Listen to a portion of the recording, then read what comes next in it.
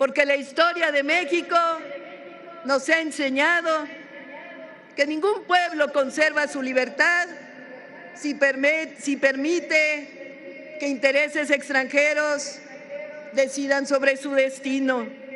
Colaboramos, nos coordinamos, pero como lo he dicho, nunca nos subordinamos ni nos subordinaremos. Bastante le costó a los padres y las madres de la patria, a nuestros próceres y al pueblo la soberanía y la independencia. Esa es visión de Estado, de patria, de nación. Ahora bien, lo más lamentable es la actitud de una parte de la derecha mexicana, una derecha entreguista, dispuesta a celebrar e incluso promover las presiones de políticos extranjeros. Una derecha que llega al extremo de invitar a representantes de la ultraderecha española para rendir homenaje a Hernán Cortés. 2 años han transcurrido desde el triunfo electoral de Claudia Sheinbaum y el domingo pasado la presidenta se dirigió al pueblo mexicano con un discurso que sinceramente valdría la pena enmarcar. No por solemnidad institucional, no por esas frases de plástico que tanto gustan a los consultores de comunicación política, sino por algo bastante más escaso en estos tiempos: claridad. Claridad para nombrar el momento, claridad para identificar a los adversarios y para decir que México no es patio trasero de nadie. Decenas de miles de personas se congregaron en la Ciudad de México para escuchar a una presidenta que habló hacia adentro, pero también habló hacia afuera. Al pueblo mexicano, sí, pero habló también a la Embajada de Estados Unidos, a Donald Trump, a su administración y a esa derecha local que cada vez disimula menos su entusiasmo por la injerencia extranjera.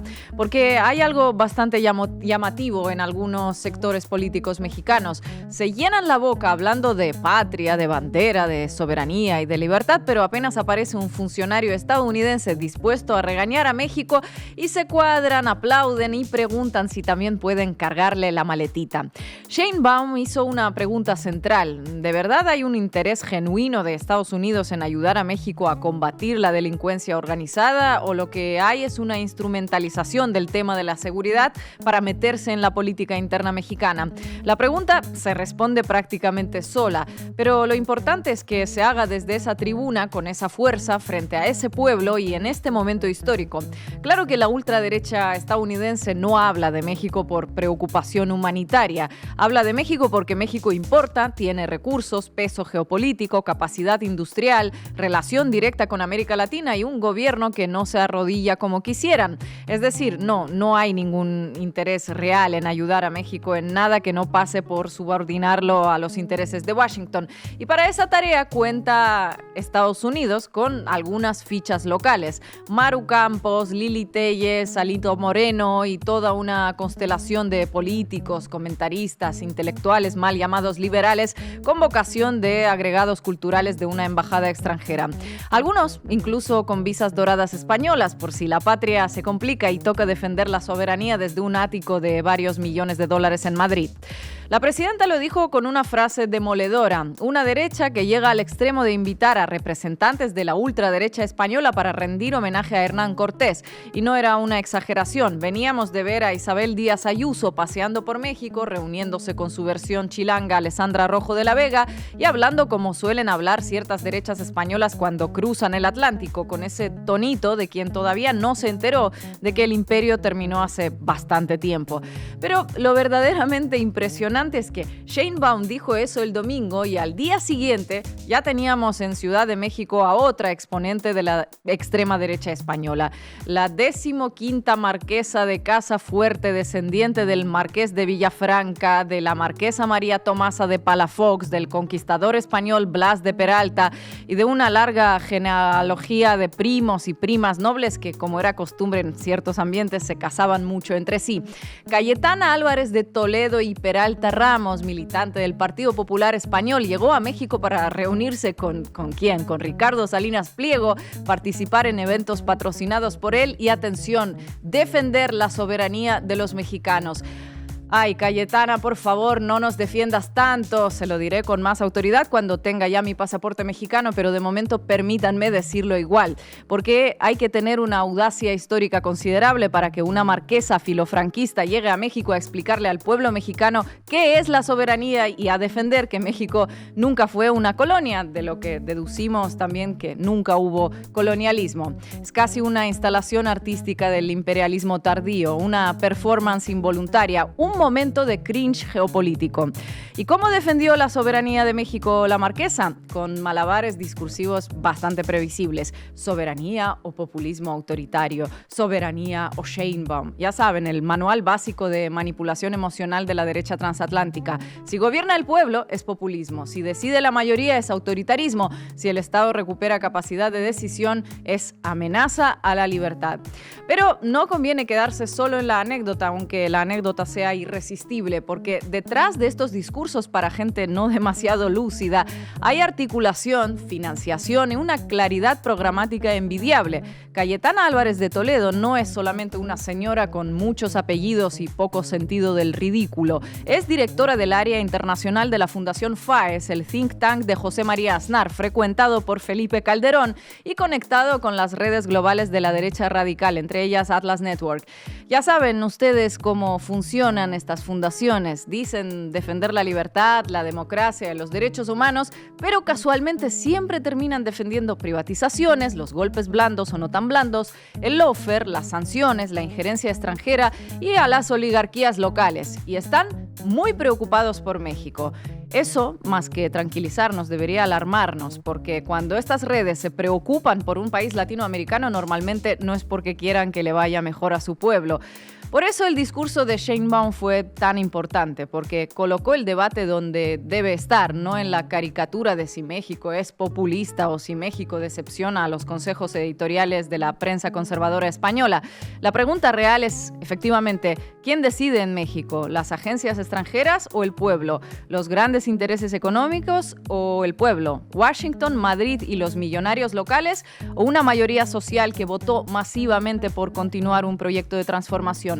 La pregunta es retórica, claro, pero también es una advertencia, porque quienes hoy no deciden en México tienen muchas ganas de volver a hacerlo y están trabajando para eso. No improvisan, no descansan, no se resignan, construyen redes internacionales, financian fundaciones, organizan foros, producen un supuesto sentido común, compran medios, promueven candidatos, importan discursos y buscan convertir cada problema real del país en una prueba de que México necesita volver a ser administrado por los de antes. Hoy en La Base América Latina hablamos de las manifestaciones populares del domingo, del discurso de Claudia Sheinbaum, de la injerencia extranjera, de las derechas entreguistas y de la soberanía verdadera que México recuperó y que, esperemos, llegó para quedarse. Bienvenidos y bienvenidas. La Base América Latina.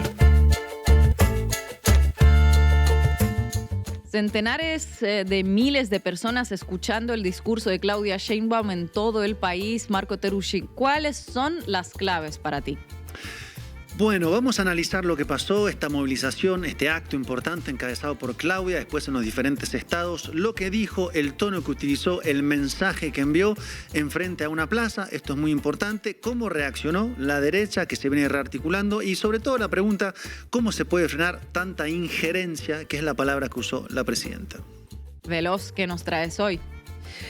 Hoy vamos a repasar la estrategia que tienen para intentar desestabilizar al gobierno de la Cuarta Transformación, y esto atraviesa redes sociales, grupos que nacieron de la nada y muchas otras cosas. Vamos a ir revisándolo ahora.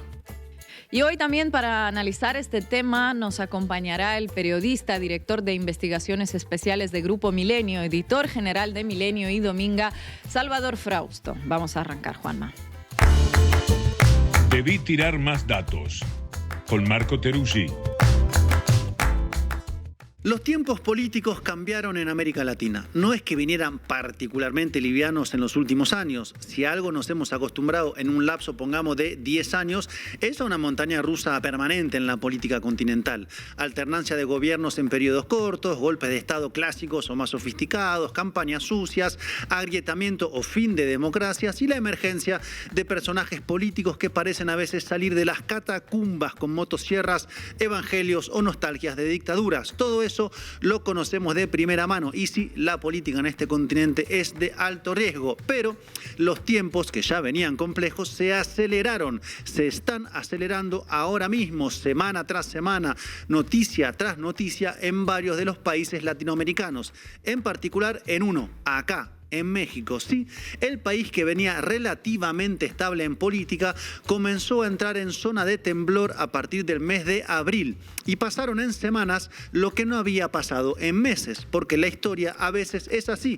se condensa en el tiempo, sobre todo cuando existen factores de poder que deciden que así sea, factores de poder o ingenieros del caos, como los describió el escritor Giuliano da Empoli, expertos en desatar campañas de presión, desinformación y desestabilización, que fue justamente lo que denunció la presidenta Claudia Sheinbaum en un acto que encabezó en el Monumento a la Revolución en ocasión de los 2 años de su victoria en las elecciones presidenciales en el 2024. Un acto que además se replicó en las 32 entidades federativas del país y ahí denunció lo siguiente, presten oídos. Desde hace algunos meses hemos sido objeto de una ofensiva mediática y de campañas millonarias en redes sociales. No es casualidad.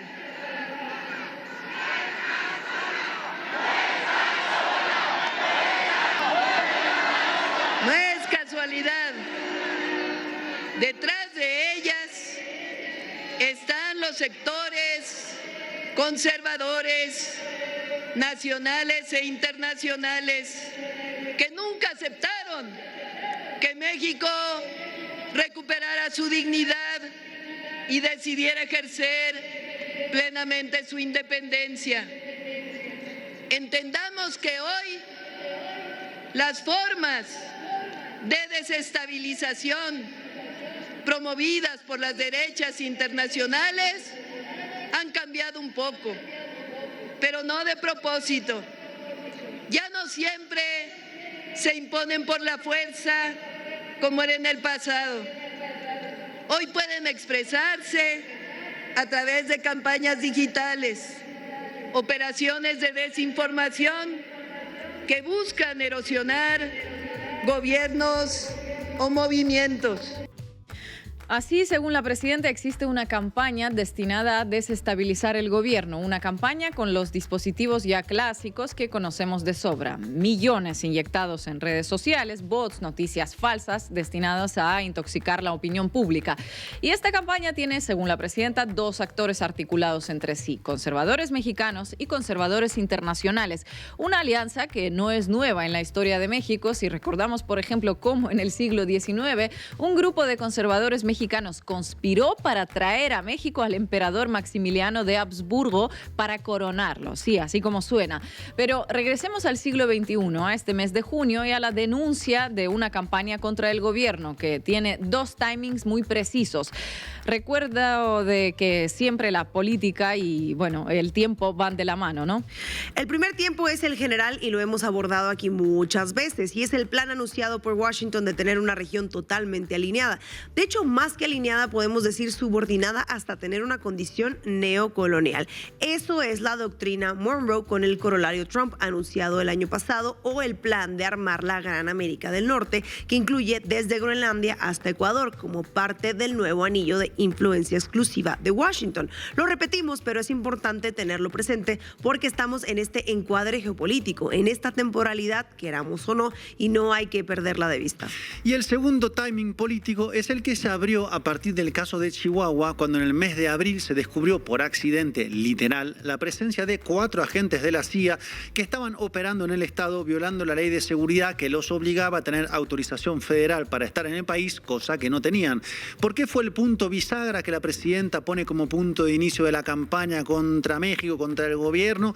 Por 2 razones sencillas. Primero, porque se descubrió que la CIA operaba ilegalmente en el país. Imagínense, repito, operaba ilegalmente la CIA en el país. Y la CIA no es cualquier actor, responde directamente a la Casa Blanca. Como lo describió el periodista estadounidense especializado en la CIA, Tim Boehner, en su libro La Misión, esa organización de inteligencia ha sido desde sus inicios, abro comillas, el arma secreta de los presidentes estadounidenses para su política exterior. En este caso de Trump, que dotó a la CIA de nuevas competencias al desplegarla en la lucha contra los cárteles de la droga, reconvertidos en organizaciones terroristas extranjeras para Estados Unidos, o sea, para que Estados Unidos pueda interferir en los asuntos internos de nuestros países. Y segundo fue el punto bisagra, porque ante este descubrimiento Estados Unidos activó un acto seguido, el pedido de captura de 10 ciudadanos mexicanos de Sinaloa, entre ellos 3 políticos en función, uno senador, uno que es alcalde y el gobernador Rubén Rocha Moya. Y no es que el Departamento de Justicia haya armado los expedientes del día a la mañana, sino que la decisión fue gatillar la orden justamente en medio de la crisis desatada por Chihuahua. Recuerden el timing siempre. Y la presidenta habló sobre este asunto en el acto y digamos, pues que no puso filtros en sus palabras. Un hecho de esa magnitud no tiene precedentes en la historia de nuestra relación bilateral. Y entonces debemos preguntarnos, surge la pregunta legítima, ¿es realmente interés legítimo, genuino, por ayudar a México? ¿Es realmente un interés legítimo para combatir a la delincuencia organizada? ¿O quizá estamos viendo cómo sectores de la ultraderecha estadounidense utilizan a nuestro país para posicionarse rumbo a sus elecciones del 2026? ¿O acaso pretenden influir en la elección de 2027 en nuestro país? No son preguntas retóricas. México no es piñata de nadie. Y frenemos aquí porque Sheinbaum denunció ante una plaza llena que Estados Unidos está buscando interferir en las próximas elecciones regionales de 2027, cuando se definirá el mapa del poder político en 16 de los 32 estados, o sea, el poder ejecutivo de la mitad de los estados del país. ¿Y por qué del caso Sinaloa se desprende que podría darse una interferencia en el proceso electoral venidero? Vean, ya lo habíamos adelantado aquí en La Base América Latina. Porque primero hay que tenerlo claro, vienen por unos, luego por otros, hasta que oficinas del Departamento de Justicia se vuelven el principal elector de México. Eso no lo podemos permitir. Claro, imagínense, a partir del antecedente de Sinaloa, el Departamento de Justicia de los Estados Unidos, presidido por Todd Blanche, que fue abogado defensor del propio Trump, puede abrir más expedientes con pedido de extradición contra gobernadores mexicanos en función. Piensen el peso que puede tener eso a unos meses o semanas en medio de una campaña electoral. Puede literalmente dar vuelta una elección en cualquier estado. Ya pueden ver el titular, gobernador X es pedido en extradición a Estados Unidos por narcotráfico, y todos los hashtags, las notas de opinión, las campañas en redes sociales.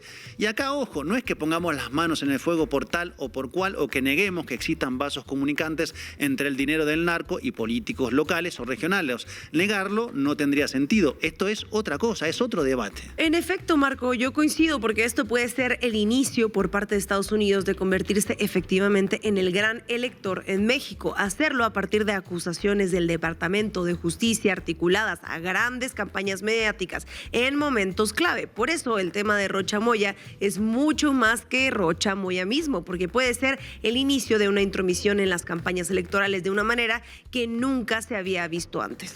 Esto no quita lo otro, cómo se desaloja el narco de la política en México, y esa es tal vez la pregunta del millón. Pero como sea, ese proceso corresponde al Estado mexicano, a su sistema de justicia, a la Fiscalía General de la República, así como su democracia, su elección debe depender del voto más libre posible de las personas y no de operaciones extranjeras, mediáticas o de coerciones en los territorios. Claro, hablamos de lo que debería ser, de lo que se quiere alcanzar en términos de república, de instituciones, condiciones electorales, acá y en cualquier país de la región.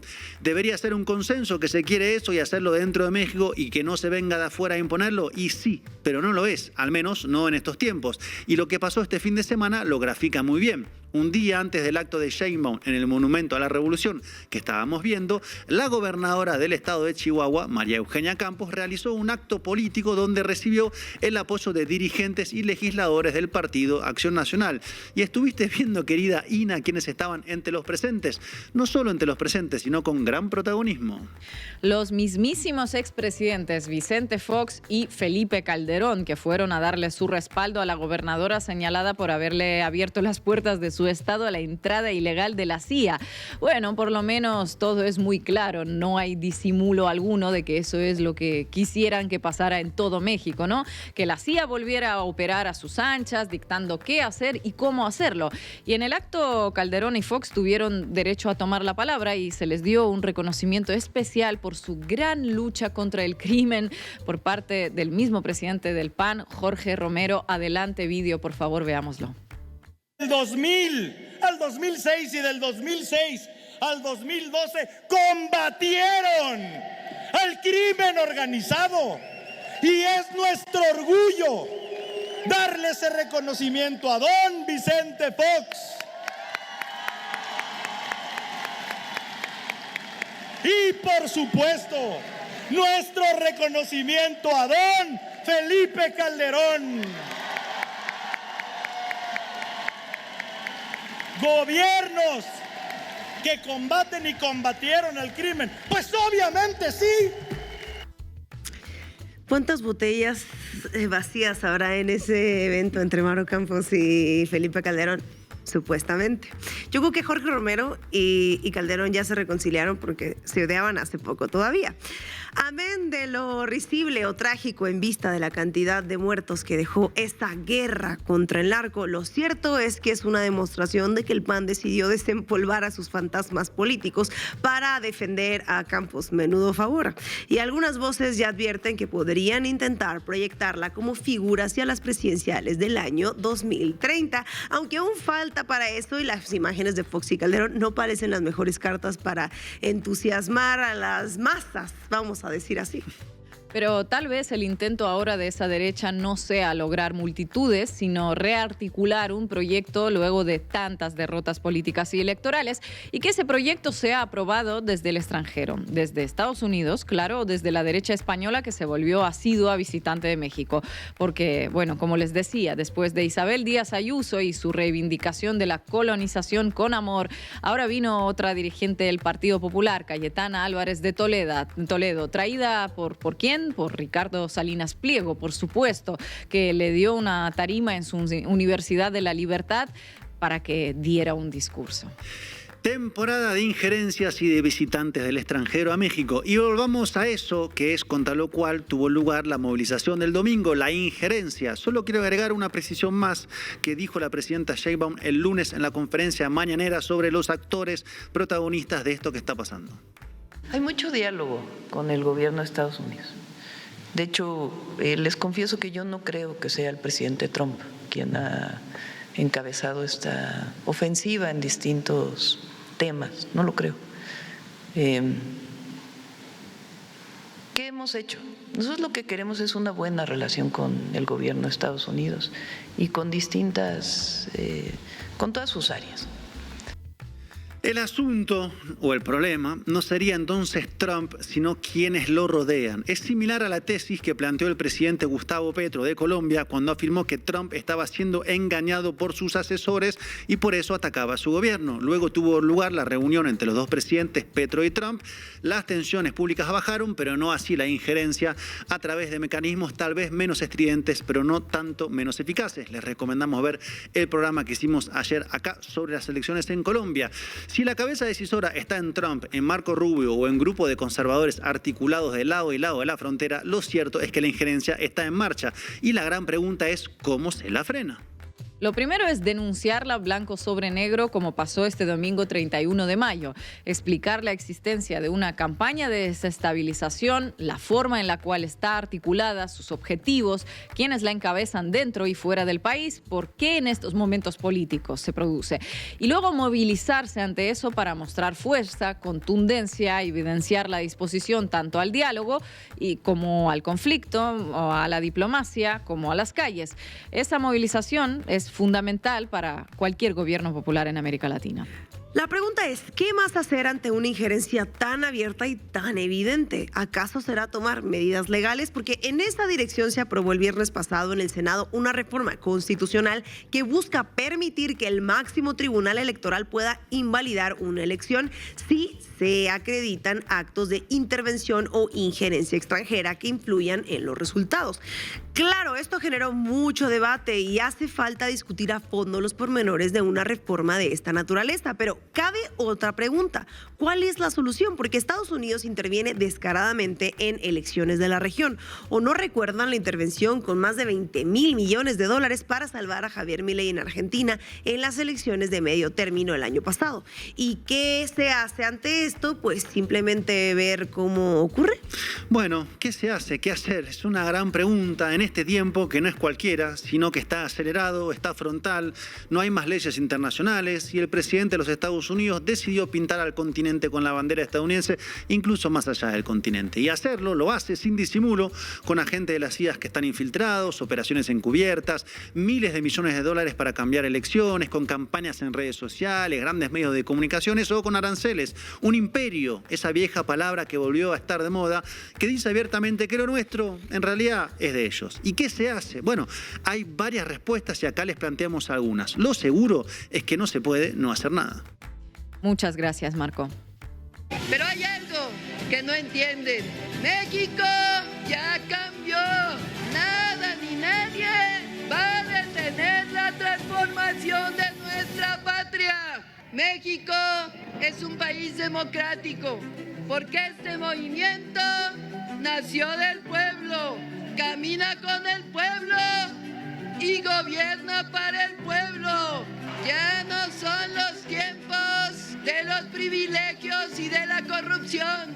Hoy el pueblo está despierto, consciente y organizado.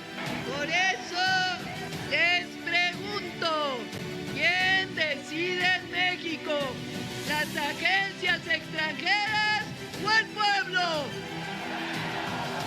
¿Quién decide en México? ¿Los grandes intereses económicos o el pueblo? Vamos a defender la soberanía y la independencia de México. Vamos a defender la transformación. La patria no se vende. La patria se ama y se defiende. Adelante, Estefanía.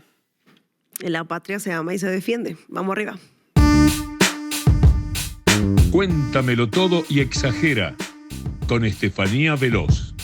El 30 de marzo del 2026 aparecieron mantas en los puentes vehiculares de la alcaldía Miguel Hidalgo con la imagen de Cristiano Ronaldo en un texto que decía: los jóvenes deberíamos ser reclutados por la selección, no por el narco. El mensaje implícito era que Ronaldo no había venido a México por inseguridad. Era falso, Ronaldo estaba simplemente lesionado. Nadie firmó estas mantas, nadie reclamó su autoría, pero Ricardo Salinas Pliego la replicó en X el mismo día que aparecieron y el diputado Pablo García, vocero de Morena en el Congreso de la Ciudad de México, dijo esa misma tarde que no era un hecho aislado, que era parte de una campaña coordinada. Lo que hoy vamos a analizar es si tenía razón o no. Y la respuesta está en los contratos, en los nombres y en lo que ocurrió el 30 de mayo frente al Monumento de la Revolución. Porque el 31 de mayo, durante el informe de la presidenta Claudia Sheinbaum, este mismo colectivo sin firma desplegó una manta en un edificio contiguo al monumento que decía: Claudia Sheinbaum protege a narcogobernantes. Allá vienen a retirarnos.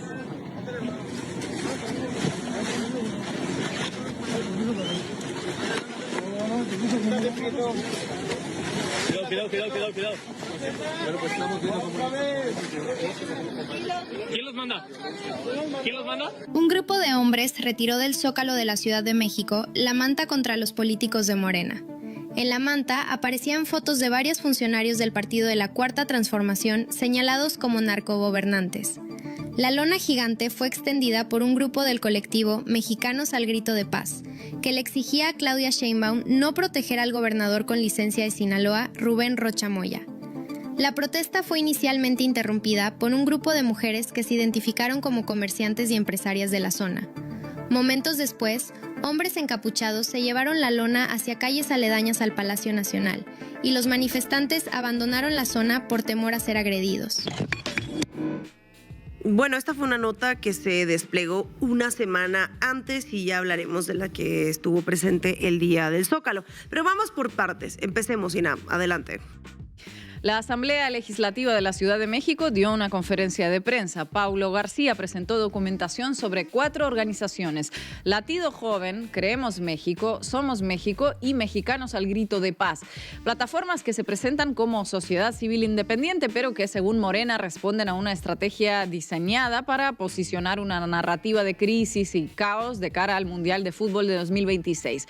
La lógica de la operación es la siguiente: los partidos se desmarcan públicamente, las organizaciones actúan y los medios corporativos amplifican el mensaje. Nadie firma, nadie asume nada, pero hay nombres. Jimena Villicaña y Carlos Morris son cofundadores de Creemos México. Morena los identifica como excoordinadores juveniles del PAN en la campaña presidencial de 2024.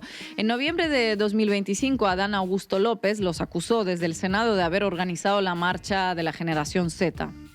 Infobae publicó una nota donde confirmó que sí, son los fundadores y adjuntó una fotografía de ambos en el evento de la organización junto a José Antonio Meade, candidato presidencial de la alianza del PRI-PAN-PRD en el 2018. Y los mismos Villicaña y Morris fueron quienes el 28 de marzo, durante el partido amistoso México contra Portugal en el Estadio Banorte de Monterrey, publicaron un video desde las gradas con este texto: un desastre la organización previo al Mundial, 3 horas haciendo fila, un caos total.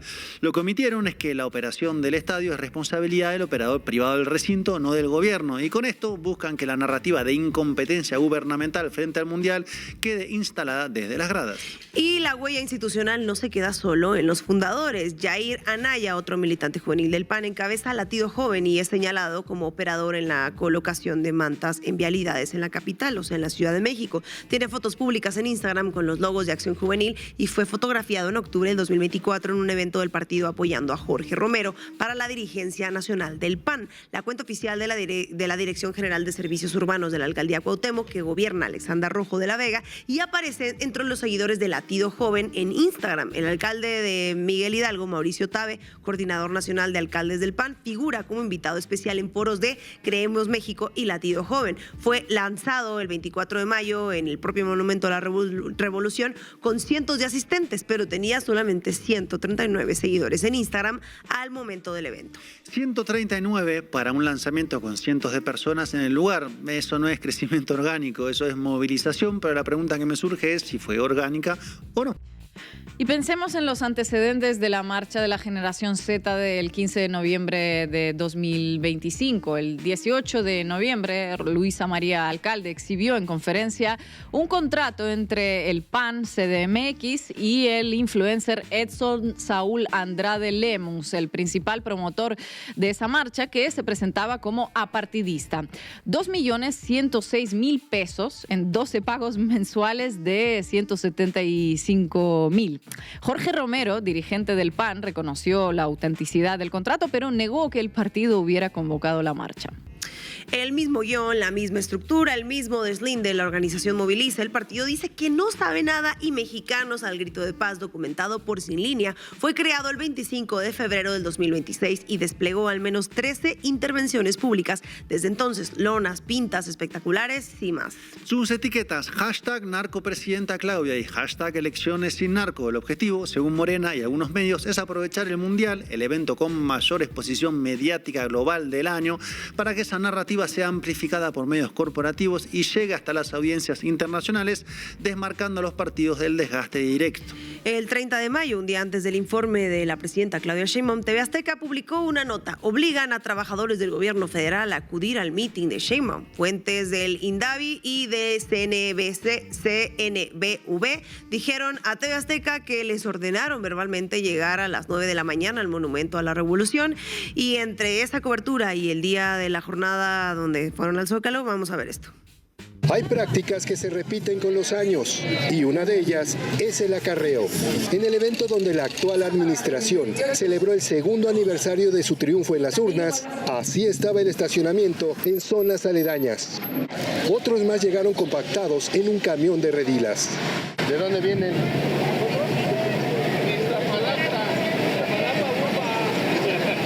Los trajeron de allá para el evento. Algunos de estos asistentes aceptaron responder desde el anonimato que llegaron aquí más a la fuerza que por gusto y para conservar el trabajo. Pues tenemos que estar a que ahora sí que vamos y estar a lo que digan ellos. Si yo dijera, no olvides muchas cosas que expresarlo y decirlo que no se vale por lo que yo veo dentro del trabajo. El evento comenzó a las 11 de la mañana y duró cerca de hora y media. Cuando se acercaba a su final, esta manta fue desplegada desde lo alto de un edificio aledaño al sitio donde se colocó el templete principal. Demandaba no proteger a narcopolíticos. Fue el telón de cierre del mitin político, en donde ministros de la Corte del Acordeón asistieron para aplaudir. Pues acompañando aquí a la presidenta. Agustín Rodríguez, Azteca Noticias. Bueno, ahí vieron la manta de la que les hablaba. Siempre que hay una movilización popular les llaman acarreados, pero es más probable que la visita de miles de personas al Zócalo sea orgánica y no tanto la convocatoria de una organización recién fundada en redes sociales. Yo digo. Y la presidenta Sheinbaum en su conferencia del 25 de mayo había reaccionado exactamente a eso. Señaló la campaña de mantas y la vinculó con perfiles cercanos a Ricardo Salinas Pliego, el omnipresente dueño de TV Azteca, aunque, bueno, la presidenta aclaró que no tenía pruebas directas contra él y dijo, se va a enojar Salinas Pliego y va a estar escribiendo un tuit en este mismo instante. Luego pidió textualmente que no veamos TV Azteca. El mismo día que Sheinbaum señalaba la operación mediática, Azteca preparaba la nota del acarreo. Pero la campaña de la narrativa de narcogobierno no opera solo en las calles de la capital. Tiene un respaldo externo que los medios de oposición nunca pusieron en contexto. En agosto del 2025, The New York Times reportó que Trump había firmado en secreto una directiva autorizando al Pentágono a usar fuerzas militares en suelo extranjero contra los cárteles latinoamericanos designados como organizaciones terroristas, a lo que la presidenta Claudia Sheinbaum dijo que no estaba de acuerdo con la intervención. 6 de los 8 cárteles en esta lista son mexicanos. Sheinbaum lo dijo cuando salió la nota. No va a venir Estados Unidos a México con su ejército. Cooperamos, coordinamos, pero no va a haber invasión. Esto está descartado, absolutamente descartado. Lo dijo así la presidenta ya hace unos meses. Eso no es un escenario hipotético, es una autorización legal firmada. Y para que una operación militar en suelo soberano resulte política y mediáticamente aceptable, necesitas una narrativa previa que lo justifique, que ablande la percepción, que construya sentido. Necesitas meses de portada, de columnas y lonas que digan que el gobierno del país objetivo protege a los criminales, que la presidenta tiene miedo, que los carteles mandan, que es un narcogobierno. Ese discurso tiene dueño y es el de la oposición mexicana. Y la pregunta que ningún medio de la oposición, que hay varios, formuló en todo este periodo es la siguiente. ¿Desde cuándo la narrativa de caos en México viene articulada desde Washington y se replica sin filtros en medios mexicanos? Sheinbaum lo dijo el 31 de mayo. Primero vienen por unos, luego por otros, hasta hasta que una oficina del Departamento de Justicia se vuelve el principal elector de México.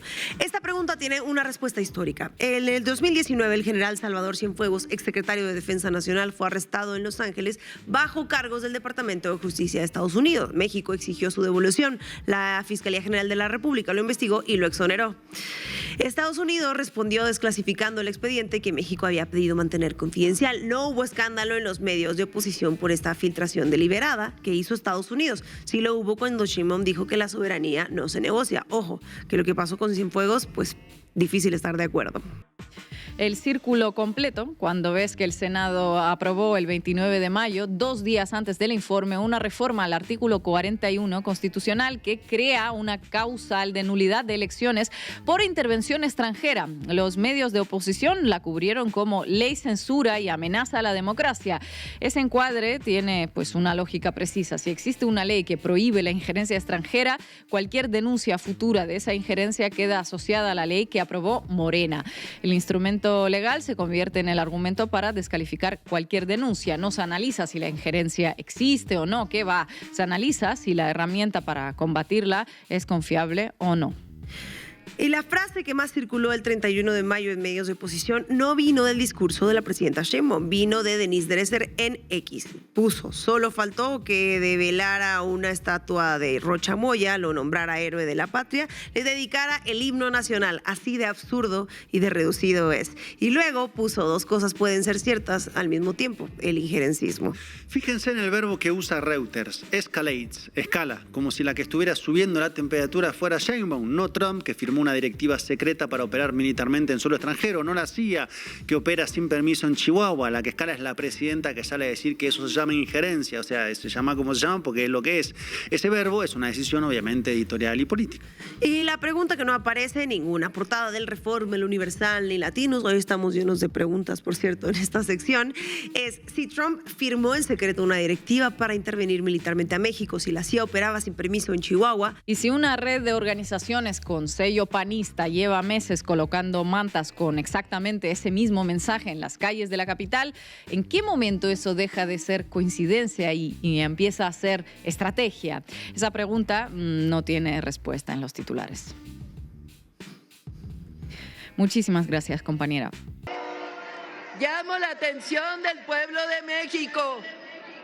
Cuando desde el exterior se dicta quién es culpable y quién no, cuando se busca presionar a nuestras instituciones desde fuera, cuando se normaliza la idea de que otro país puede intervenir en asuntos que solo le corresponden a los mexicanos, ya no estamos hablando de cooperación, estamos hablando de injerencia.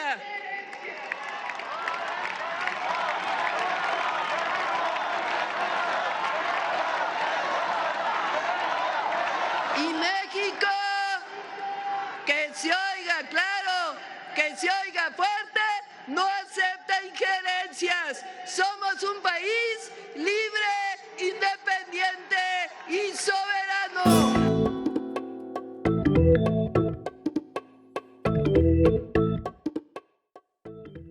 Y como les anticipaba, hoy nos acompaña el periodista, director de investigaciones especiales del Grupo Milenio, editor general de Milenio y de Dominga, Salvador Frausto. Salvador, qué gusto saludarte, un honor que estés en la base de América Latina. Bienvenido.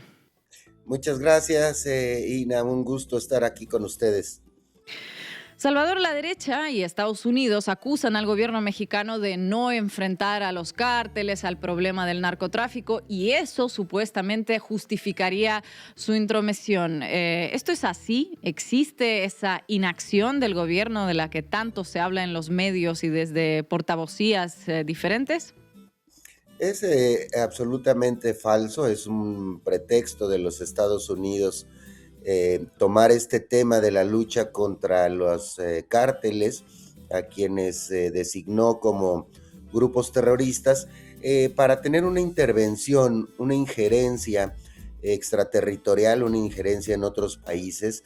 En el caso de México, pues el Hay varios propósitos, pero uno de los propósitos de los Estados Unidos, del gobierno de Donald Trump, es intervenir, influir en las elecciones del próximo año de 2027, donde se renueva el Congreso y 17 gubernaturas. Es un fenómeno que ya hemos visto en otros países, el ansia intervencionista de Estados Unidos, Ina. Salvador, gracias por estar en la base América Latina. Hace poco estuvo Isabel Díaz Ayuso en Ciudad de México, ahora está Cayetana Álvarez de Toledo, Peralta Ramos. ¿Qué está pasando que la derecha española agarró a México como un lugar a donde venir a dar cátedras, conferencias sobre soberanía y colonización? ¿A qué se debe todo esto? Es preocupante, mi estimado Marco, porque lo que está ocurriendo es que la derecha internacional tiene muchos vasos comunicantes. Por una parte, las ultraderechas de Estados Unidos, las ultraderechas de España están muy, muy activas, también en Argentina y en otros países, para tratar de expandir. Están en una vocación, convocadas por Trump y por este movimiento encabezado pues por Trump, pero en el que forman parte Javier Milei, Bukele y otras figuras políticas, en tratar de influir y expandir la influencia de las derechas en los demás países. Así se puede explicar la visita de las figuras de la ultraderecha española en nuestro país, que fue, por cierto, un total fracaso. No logró convocar gente, no logran incidir realmente, pero es una jugada para incidir, para expandir sus propósitos, y ya lo hemos visto también. Incluso el candidato de la ultraderecha colombiana pues contó con la participación de Verástegui en un rosario antes de las elecciones. Fue allá a ayudarlo a rezar. Entonces hay ahí una comunicación, una comunión para tratar de detener a los gobiernos de izquierda o limitar su poder. Concretamente, ahorita el objetivo son Colombia, Brasil y México. Querido Salvador, ¿qué te parece la información de que la derecha y la oposición mexicana ve en Maru Campos a alguien presidenciable? ¿Estás de acuerdo con esto? Han tomado, Estefanía, ciertamente a Maru Campos como la figura a defender. Vimos el sábado pasado una reunión en la que desempolvaron a estas viejas figuras de la derecha mexicana, a dos expresidentes muy desprestigiados, a Vicente Fox y a Felipe Calderón, en ese meeting para respaldar, para apoyar a Maru Campos como la figura, como si fuera una víctima de un supuesto ataque del gobierno mexicano. Se está tratando de victimizar políticamente Maru Campos. Ya ves que incluso los legisladores del PAN aportaron también la semana pasada unas camisetas de Yo con Maru. Sin embargo, en las mediciones que he hecho a través de Millenia, esta central de datos e inteligencia artificial que tenemos acá en Multimedios, las mediciones que yo he hecho de Maru Campos tiene alrededor del 90% de rechazo de la gente en redes sociales. ¿Por qué? Porque la llaman vendepatrias, es decir, dejó entrar a 2 agentes de la CIA, a 4, ahora sabemos que son a 4 agentes de la CIA, a un operativo para desmantelar un narcolaboratorio. Y supimos esto por una cosa desafortunada. En un accidente carretero fallecen 2 de los agentes de la CIA.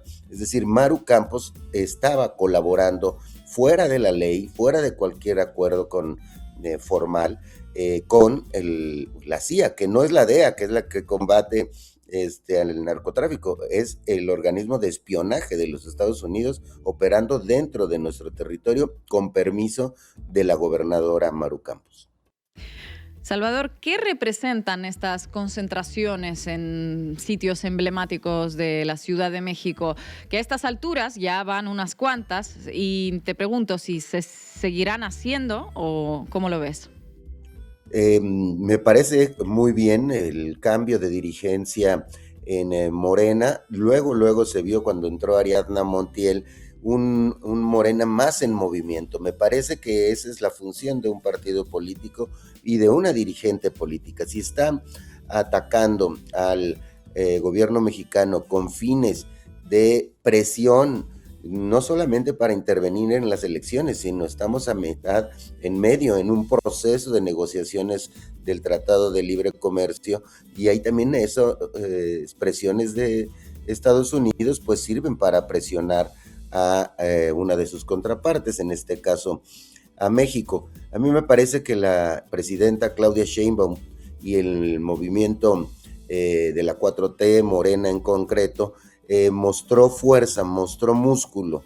Se reunieron alrededor de 700,000 personas en distintas plazas públicas del país, no solo en el Monumento a la Revolución, sino prácticamente en todas las capitales del país hubo movilizaciones en las principales plazas públicas. Está mostrando músculo frente a un intervencionismo, y ya se anunció la presidenta Sheinbaum que mostró músculo, mostró fuerza como dirigente política, teniendo alrededor del 70% de popularidad, pero siempre es importante sacar a las calles y que se vea, se exhiba que es una presidenta popular, querida, respaldada. Ahora bien, también con estas herramientas de inteligencia artificial, hoy publicó, fue un fenómeno. El domingo pasado, 27 millones de personas estuvieron interactuando con los contenidos relacionados con el discurso de Claudia Sheinbaum el domingo pasado sobre soberanía y sobre rechazo al intervencionismo de Estados Unidos. Para que tengamos una idea, normalmente un día normal, entre 6 y 7 millones de interacciones generan las conversaciones que incluyen la palabra o el apellido Sheinbaum. En este caso fueron 27 millones de conversaciones, y de estas el 70% fueron conversaciones positivas de apoyo y de respaldo. Es decir, hay una fuerza política en movimiento, no solo en las calles, sino en ese otro lugar del espacio público que son las pantallas de nuestros celulares, que es donde ahora nace la organización política. Salvador, muchísimas gracias por tu análisis. Muchas gracias a los tres, les mando abrazos. Y llegamos al final del programa. No se olviden de suscribirse a nuestras cuentas en redes sociales, La Base América Latina en YouTube, La Base América Latina en Instagram. Tenemos una cuenta nuestra, no solo es de Canal Red América Latina, al que también tienen que suscribirse, obviamente.